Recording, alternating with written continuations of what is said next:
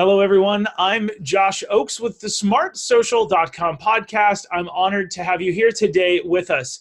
Today, we're featuring an app that's going to help keep your kids safe and smart online.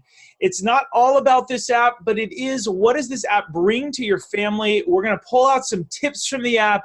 We're going to be practical and tactical, as you know we always are, because we're here to keep your family safe, smart, and someday get your kid into their dream school, their dream college, their dream career or internship. I've got plans for your family for the next 10 years, and it all starts with keeping them safe and mentally well online. Now, today, we're talking with Bark, which is an app that's online. We're going to hear from the Chief Parent Officer live from Atlanta, Georgia. Titania Jordan is live with us here. Titania, welcome. Thank you. Thank you so much for having me. It's an honor.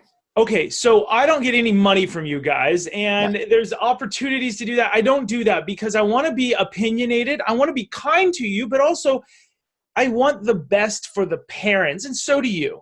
Yes. But just for everybody knowing, this is not a Bark commercial. This is me taking all of the people in this space, putting them on our platform that is Smart Social. There's a few platforms out there, and making sure that you know a few of the key takeaways and tips, and you're going to see my opinion in here. So if there's anything that we disagree with, which I doubt that there is, I'm going to bark in here and just come in with my opinion. Is that fair? Is that okay to do?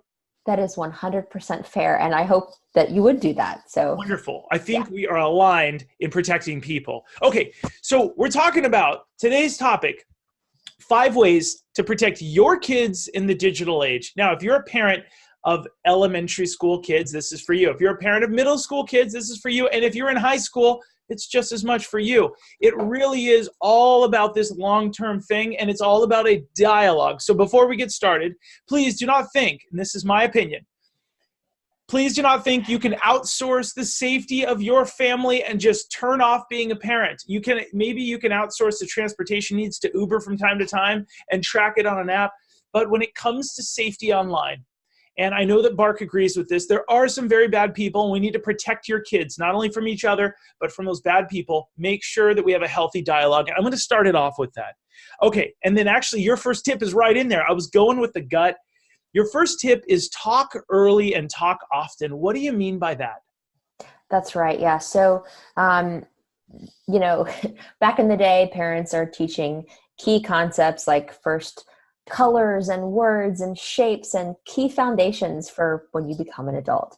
Well, this is now a part of becoming an adult, and the first bits of information education that a child has about this device that really is a tool should not be when they get this. They should be learning about strangers.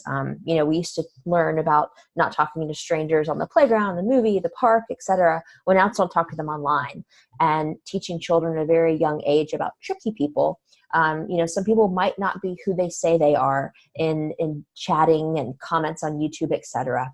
And so teaching that concept of tricky people, and then once children get a little bit older and are able to understand what an online predator is, and then once you've been able to have that conversation about sexual grooming, it's just a conversation that they need to know about.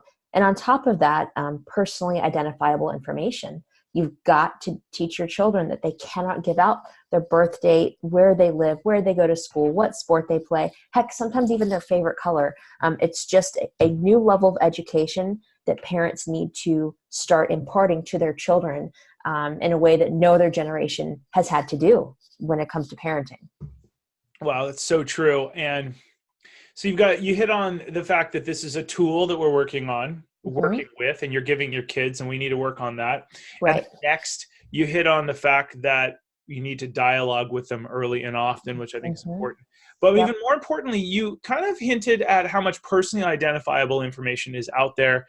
For those of you listening right now, here's just a little side PSA. Please consider, no matter what your kid's age is, it could be your child could still be in the womb.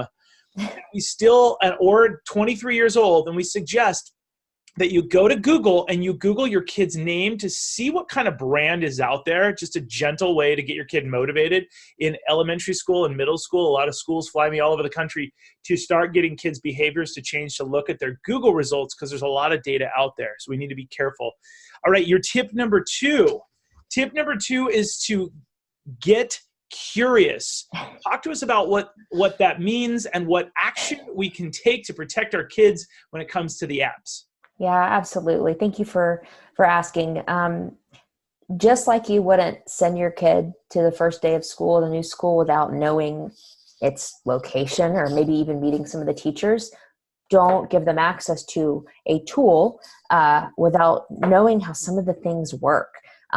Even though Snapchat might seem just obnoxious, to some parents, or overwhelming or confusing, hit up Google, look at some video tutorials, see what is possible to access on the platforms that your children are expressing the desire to engage in.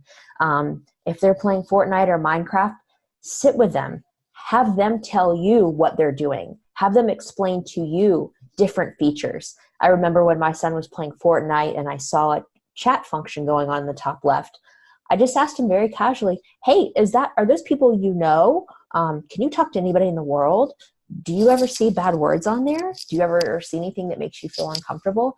You've got to talk to your kids about where they're playing and where they're spending time, even if you don't want to do it. I don't like playing Fortnite, but I have to spend that time with my son because it opens up dialogue. To our previous point, I'd love to share one thing with you that makes me smile so big. He told me the other day that some creepy person asked him in Fortnite what his name was, what his age was, and where he lived. And he reported back to me beaming. I said my name was Butthead and I lived on the planet Earth and I was 89. And I was just like, yes, parenting win. He's listening. So yeah, but just, you don't have to spend all the time that they do in those apps, but you got to know what they can do in those apps. Yeah. Okay. That made me smile. Haven't heard that kid reporting back that his name is that. That's fantastic. Great. I'd like to take it the next step. And if you don't mind, because I think we come from a similar point of view here. Your apps are like a park. If we went to Central Park in New York, it's beautiful during the day. It's gorgeous. When the weather's great, New York's amazing. Now, I live in Los Angeles, but Central Park in New York is amazing, especially during the day for families. And your kids can play 50 feet away from you. They can see you. They can run around. It's great. And it's safe, right? But apps are like a park. And a lot of parents ask, well, is this app safe? And I tell them, well, it's just like a park. It's safe when you're there and you're active during the day, just like a park. But would you allow your kid to be at that park without you during the day? Depends on age, right? Now, all of a sudden, we're diving into, well, they're old enough. They have their own support system. They're with a lot of friends. Okay, there's ways to report back. Okay, they're in high school or college. Okay, and now Central Park's good. But would you allow your kid to be in Central Park at night? Now, I love New York, and I think it's amazing, and I love the law enforcement patrolling, but it's a little bit of a different story. Any park at night, you have a very different story going there. And then would you allow them to be there alone at night? And that's a totally different thing. So every app, we believe, our opinion, which seems to be backed by PhDs. My other episode was filmed an hour ago, a PhD, and people much smarter than us. It's really, you got to be on the apps, and you hinted at that. You've got to be on Fortnite. Parents, I want you to consider putting your kids' interest first and your annoyance with Snapchat and Fortnite in the back seat. I know at the end of my speeches, some kids come up begging, like, hey, can you talk to my dad about Fortnite? My brother and I, we just want to play with him, and he says it's annoying. So we got to talk. Look, your kids want to spend time here. Do this with them. Even if you hate it, they are begging you for it, and then you're going to better understand and it's going to be a great way. So that's just my little tiny PSA about a park and putting that interest forward. 100%. I love that analogy. Okay, thanks. Okay, so your tip number 3. Sorry to get so passionate. I'm very, very into this. Don't apologize. Clearly, we both are. Yes, we are, and you're doing great work. Now, your tip number 3 is lean on other parents. Talk to us about that. Gosh, yeah. Parenting is the hardest job that I've ever had to undertake. And I've done a lot of different jobs. And it's also one of the most random. And I mean random in terms of the fact that there's no one plan or one path that will work for every single child. Every child is different. And so it is incredibly overwhelming. And your situation has a lot of different nuances to it.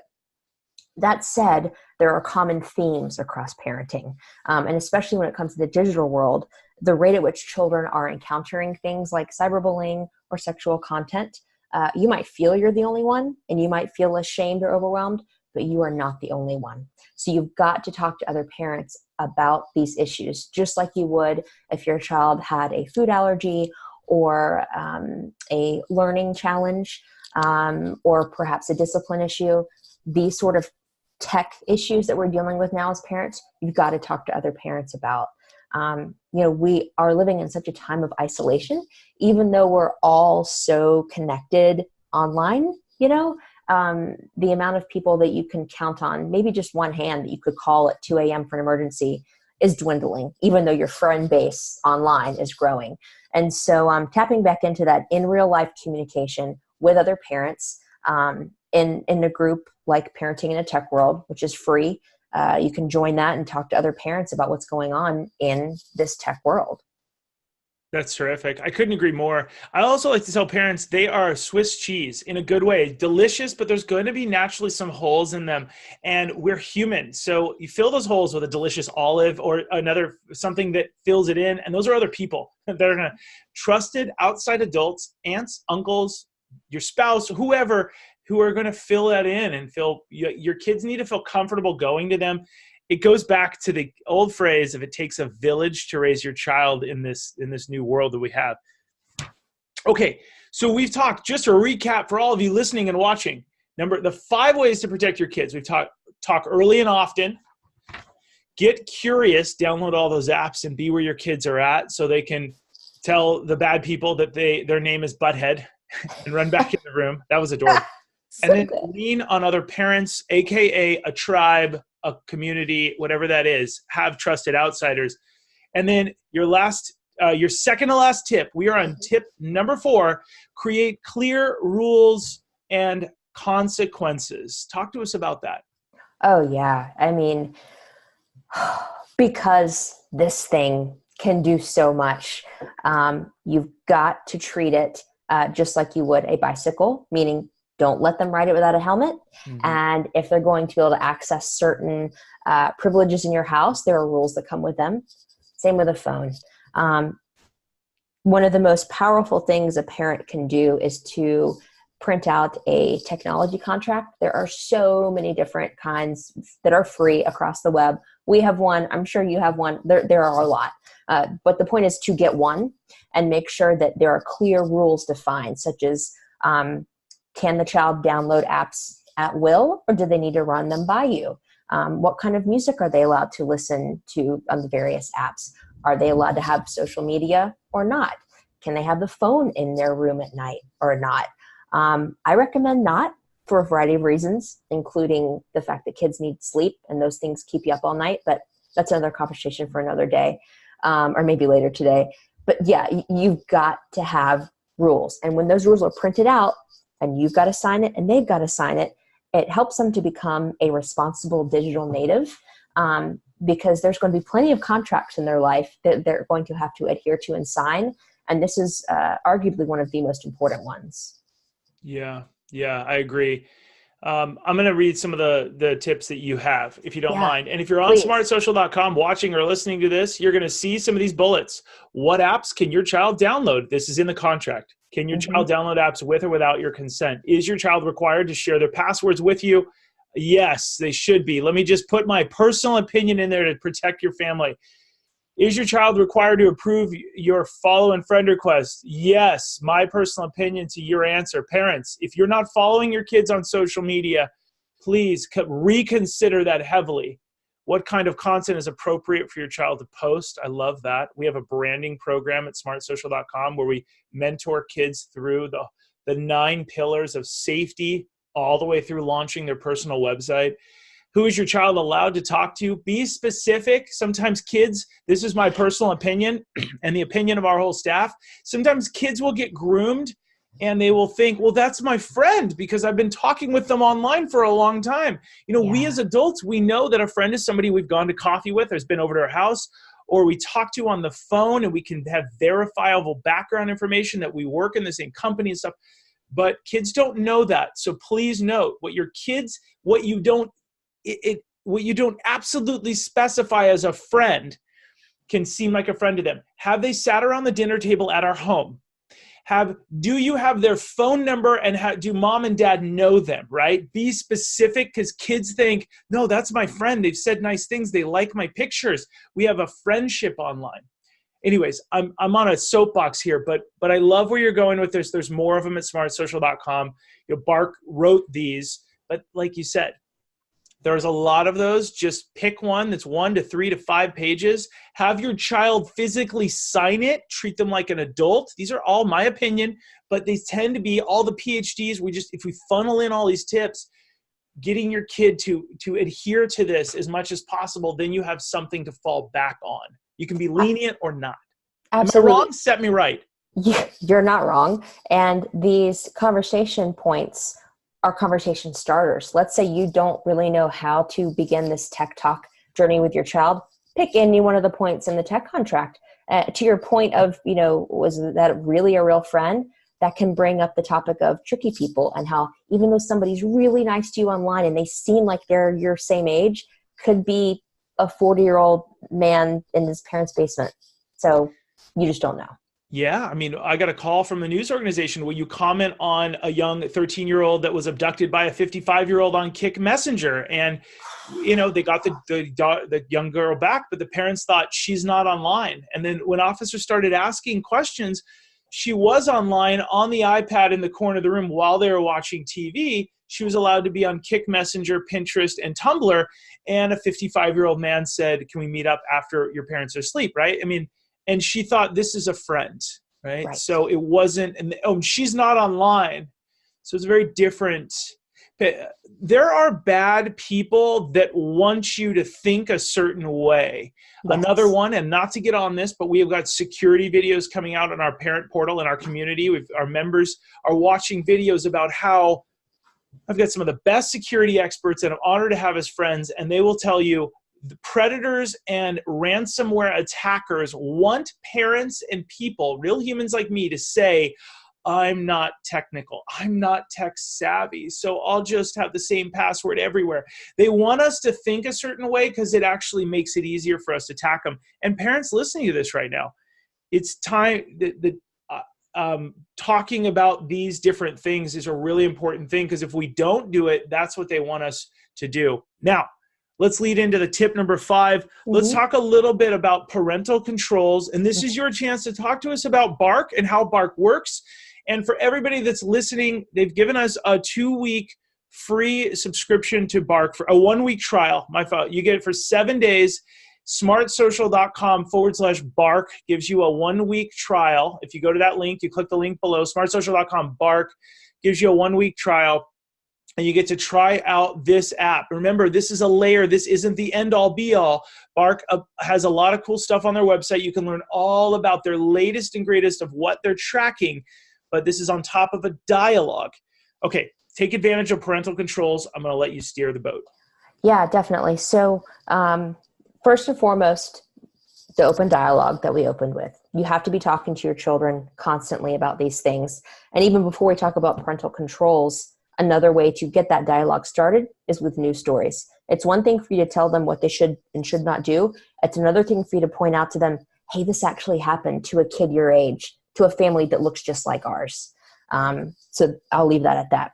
So once you've had that open and honest dialogue, let's look at the parental control landscape. There are a lot of free options, and then there are paid options. So first start with what you have available to you for free. So your cable service provider, your internet service provider, your cell service provider, your browser, the device, all of these different access points have free options to you. And so you can Google those. You can go to our site. You can reach out to Josh. We can help point you in the right direction for what's free. Now, The only downside to the free options are that they also don't do everything. So they will limit screen time. You can shut down, if you don't want your kid online before 7 a.m. or after 9 p.m., there's some free options for that, and some paid too. Also, if you want to limit access to problematic websites, perhaps pornography or super violent content, there are ways to do that as well. Now, we all know that nothing is 100%, and children are very smart. Some are very tech savvy and can circumvent those controls. And they will encounter problematic issues like cyberbullying, sexual content, thoughts of suicide and depression, potential drug use, acts of violence, you name it, it's online.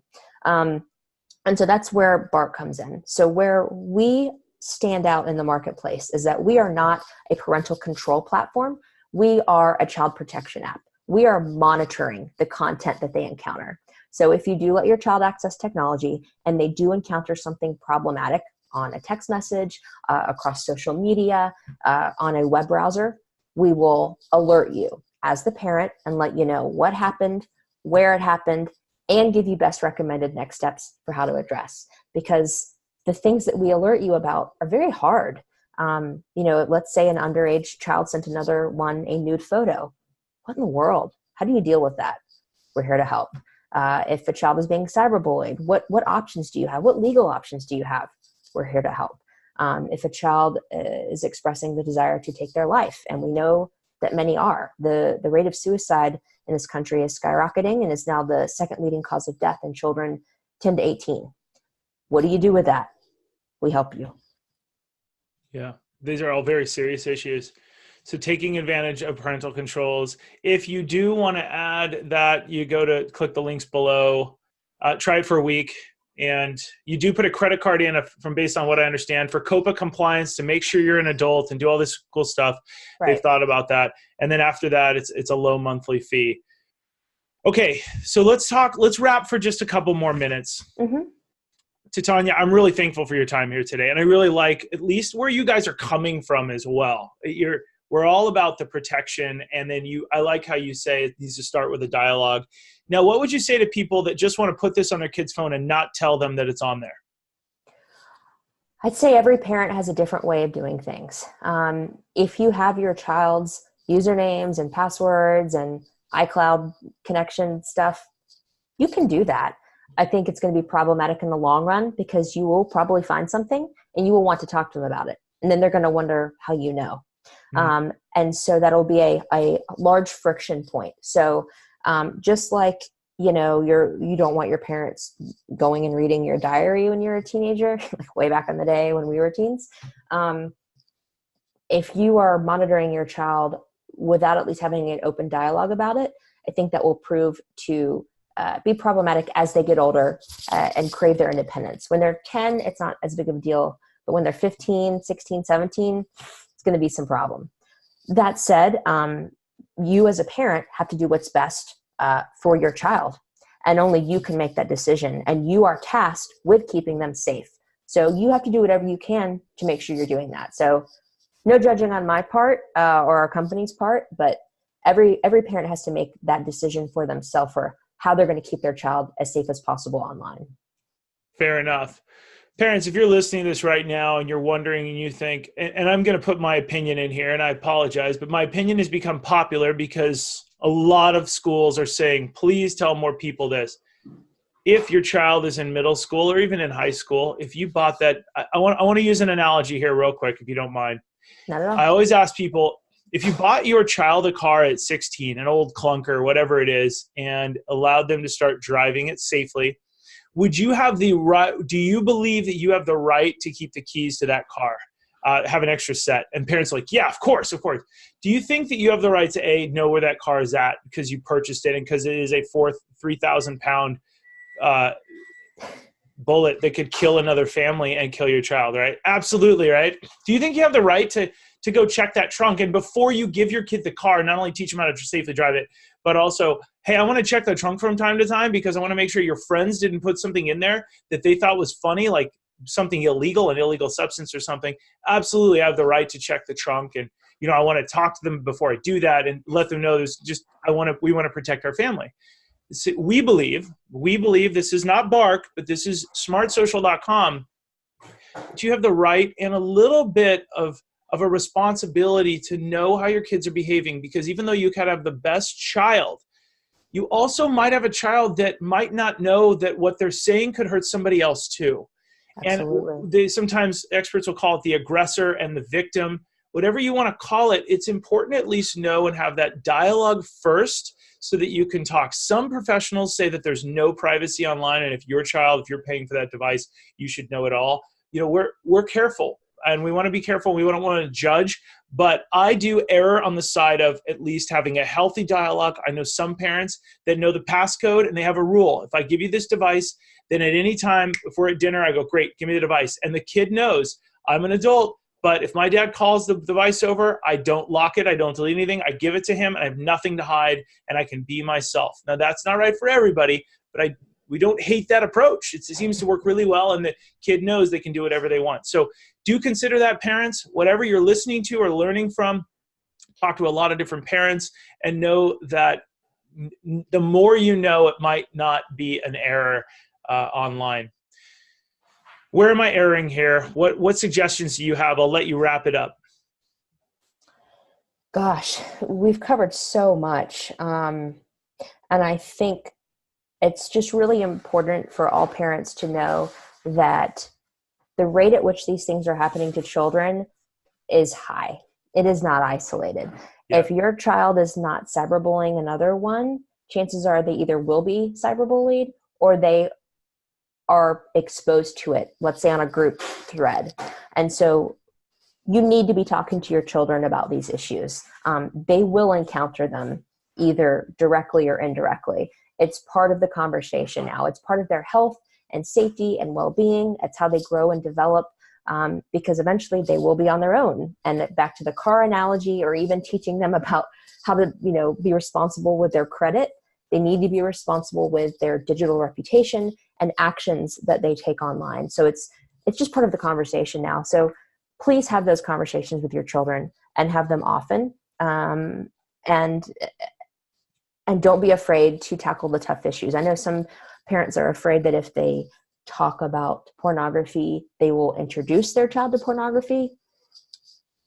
They're going to be introduced to it. Yeah. And you'd rather it be from you than a kid on the bus. So true. Yeah. So true. Parents, you can click the links below. I also want to walk you through smartsocial.com. We upload about 1.5 million people a year. We've got the positive side of branding your kid on Instagram. As of the time of this video, it's $5. It's a deep dive where I show you everything you need to know about how Instagram can be bad and then good. And it shows you how to, you watch this whole video with your kids. It's actually 6 different segments, and it's a whole thing. We've got a tool that helps you Google your kid. It's kind of a long story and cool. We've got a free 20-minute lesson, how to navigate the negative effects of student social media, all kinds of different resources and tips from the world's best PhDs. And then we have a new blog 3 or 4 times a week, the YOLO app. Tumblr is coming back up to the top. We're dialoguing about it, tips and techniques, all kinds of online branding. And then we have a mentorship thing that's all about setting up a dialogue with your kid about how to launch them in the future. And popular teen apps in the upper right is important at smartsocial.com, because we have a list of the top 100 apps, the good ones, the gray zone, the bad ones, and then the dangerous social media challenges. You can go learn all about the Blue Whale Challenge, the Deodorant Challenge, Momo, anything that pops up that's major in the news. We want you to talk with your kids about it early, even if it is a hoax. There's a reason why you need to talk early so it doesn't turn into an opportunity instead of your kids not knowing that it's a hoax. All of that can be found at smartsocial.com, and links below to Bark in this video or in what you're watching right now. Hey, I want to thank you for coming on here today, to Tanya, Jordan, and from Bark, and we'll link to you guys below. Thank you for everything, and we'll talk to everybody soon. Thank you so much, Josh. Have a great day, everybody. We'll see you soon on the next episode.